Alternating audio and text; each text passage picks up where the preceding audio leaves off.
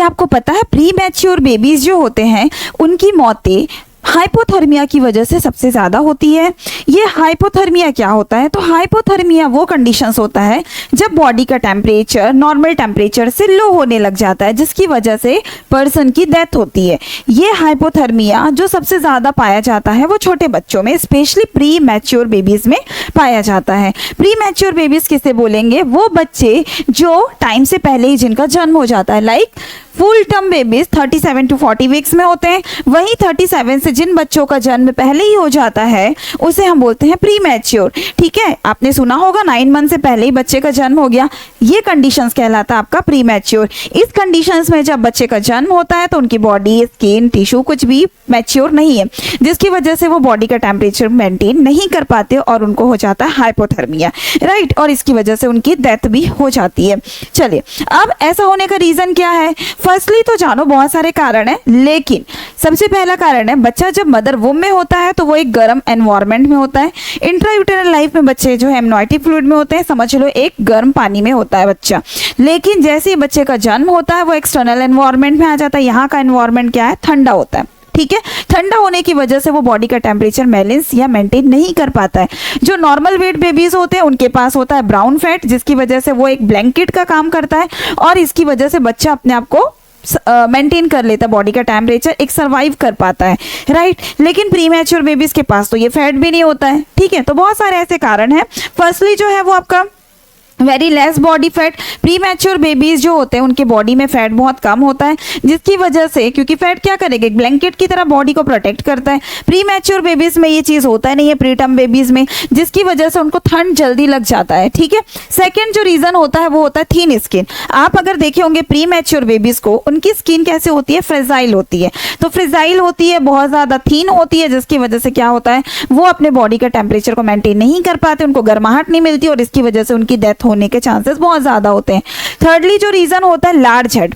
Large head अगर मैं बोलूं तो लार्ज हेड में आपको पता होना चाहिए क्या होता है, बच्चे का ये हेड जो है ना, बॉडी के कंपैरिजन में, इधर के कंपैरिजन में बॉडी का बच्चे का हेड जो बड़ा होता है।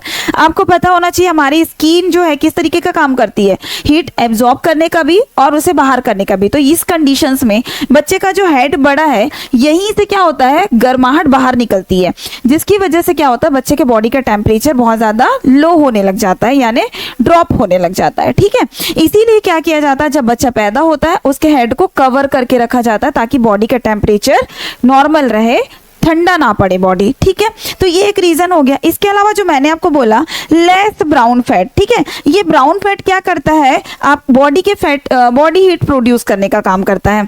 ठीक है, लेकिन प्री मैच्योर बेबीज में तो ये फैट है ही नहीं। तो जब है ही नहीं तो उस कंडीशंस में क्या होता है, बच्चे को ठंड जल्दी लगती है। आपने देखा होगा जब आपको ठंड लगती है आप सिवरिंग करने लगते हो, मतलब कांपने लगते हो। जब आप कांपते हो तो बॉडी में हीट जनरेट होता है, लेकिन बेबीज में तो ये हो ही नहीं पाएगा और उस कंडीशंस में उनको क्या होने लगता है, ये मैच्योर बेबीज है जिनके पास एक सुरक्षा कवच है, इनके पास वो प्रोटेक्टर नहीं है, यानी कि ब्राउन फैट नहीं है, और इनकी वजह से, इस डेफिशिएंसीज की वजह से इनको ठंड लगने का बहुत ज़्यादा रिस्क रहता है।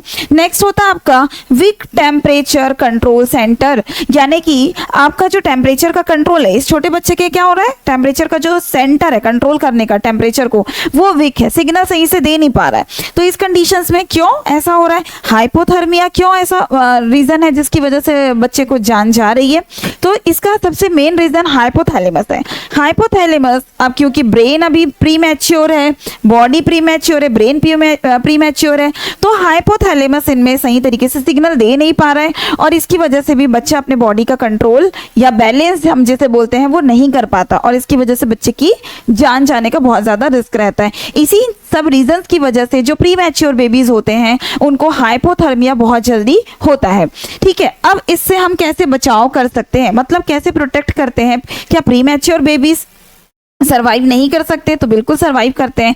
आज जो मॉडर्न टेक्नोलॉजी में नए नए और इतने एडवांस इक्विपमेंट्स आ गए हैं जिसकी वजह से हम बच्चे को सरवाइव करवा सकते हैं इजीली। तो यहाँ पर आपका होता है रेडिएंट वार्मर। आपने अगर आप एनआईसीयू में ड्यूटी करे हो तो आपको पता होगा रेडिएंट वार्मर क्या होता है। जो भी बच्चा प्री मैच्योर है, प्री टर्म्स है, लो बर्थ वेट बेबीज हैं, उन बच्चों को क्या किया जाता है, रेडिएंट फॉर्मर में रखा जाता है। ये रेडिएंट फॉर्मर क्या करता है, इसमें एक टॉप होता है, ये टॉप से क्या होता है, हीट प्रोड्यूस होता है।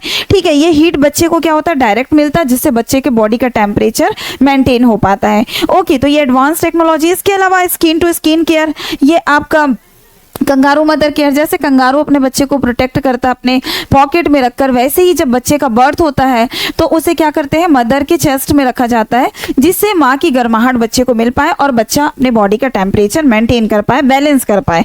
राइट, तो ये भी एक टेक्निक है स्किन टू स्किन। इसके अलावा होता है इंक्यूबेटर। ये इंक्यूबेटर जो है वो रेडिएंट वार्मर की तरह ही होता है, बट रेडिएंट वार्मर में तुरंत गर्माहट मिलती है बच्चे को, इंक्यूबेटर में थोड़ा सा टाइम लगता है। जो बच्चे को लॉन्ग टाइम के लिए हमको NICU में रखना है, तब हम इंक्यूबेटर का यूज करते हैं। इमरजेंसी कंडीशंस में हम रेडिएंट वार्मर का यूज करते हैं। काम दोनों का सेम है, ये थोड़ा एडवांस होता है।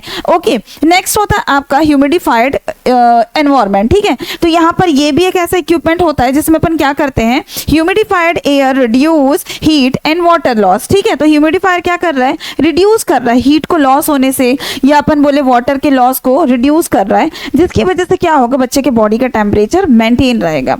तो ये सारे ऐसे हम बोल सकते हैं उपाय है या प्रिकॉशंस है, जिसके थ्रू अपन क्या कर सकते हैं, बच्चे को हाइपोथर्मिया में जाने से बचाव कर सकते हैं और जिससे बच्चे की जान बच सकती है। तो देखो बच्चा जो है, नियोनेट्स जो है, उसके लिए अगर ये हम बोले वार्म सिर्फ कंफर्ट नहीं है, सर्वाइवल है। ठीक है, एक छोटा बच्चे के लिए गर्माहट जो है वो कंफर्टेबल नहीं है, वो उसके सर्वाइवल के लिए ज़रूरी है। राइट, तो आई होप आप लोगों को क्लास अच्छी लगी। लाइक करेंगे, शेयर करेंगे, सब्सक्राइब करेंगे। Thank you class, have a nice day.